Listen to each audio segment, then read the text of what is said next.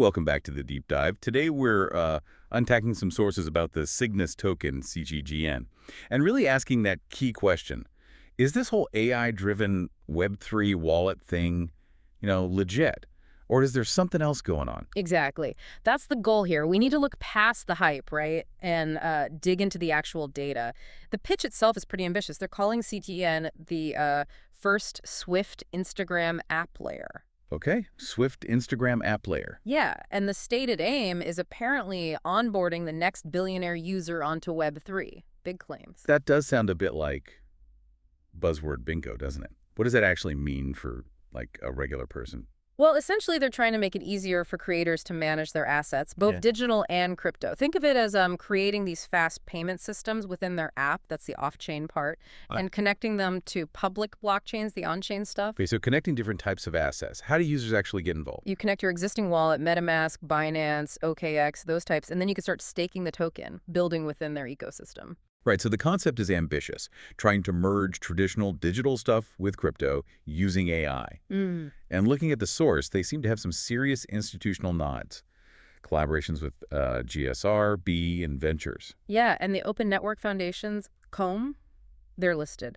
Plus integrations with what they call industry-leading customers. That does suggest, a certain level of seriousness and maybe resources behind it. It definitely does. And it's available, too. CGN is listed on Uniswap v3, Bitscape, Tobit, Bitcan, Bitsmart, XT. Quite a few exchanges, both big and small. Okay, accessible. And the market sentiment, just looking purely at that metric from our source, it looks overwhelmingly positive.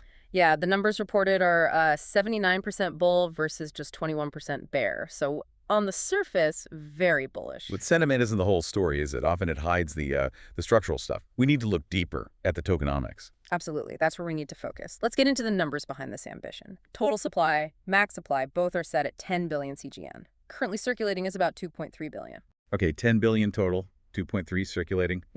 Seems fairly standard so far. Right, those figures themselves aren't unusual, but here's where it gets, well, critical.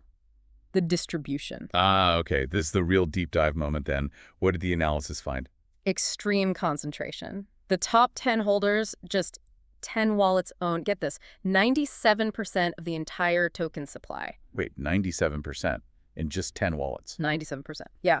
Which leaves, only 2.7% for everyone else, the entire rest of the market. Including the creators it's supposed to empower. Exactly, and it gets even more specific. The single largest holder, they have almost 1.2 billion tokens in one wallet. Wow.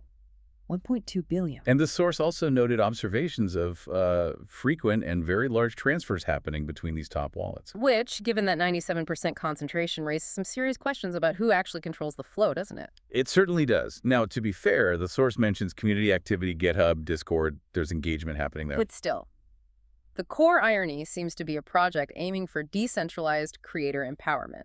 It is fundamentally, structurally centralized. Yeah. That's the tension. That really sums it up, this massive split between the vision and the reality of the token distribution. It's the whole story, really. You've got these strong partnerships, the high-tech goals, the market access on one side, and on the other, this unavoidable fact.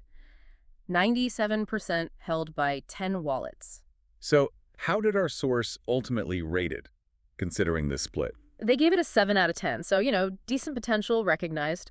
But importantly, they included that standard, crucial advice. Do your own research before purchase this token. Always. Absolutely essential. So the final thought for you, the listener, has to revolve around that concentration rate. Exactly. If the goal is empowering creators, onboarding millions, potentially billions, how does that vision align with a structure where almost all the power sits with just 10 holders? What does that 97% figure mean for its actual future success and, well, fairness? That's the question you really need to wrestle with.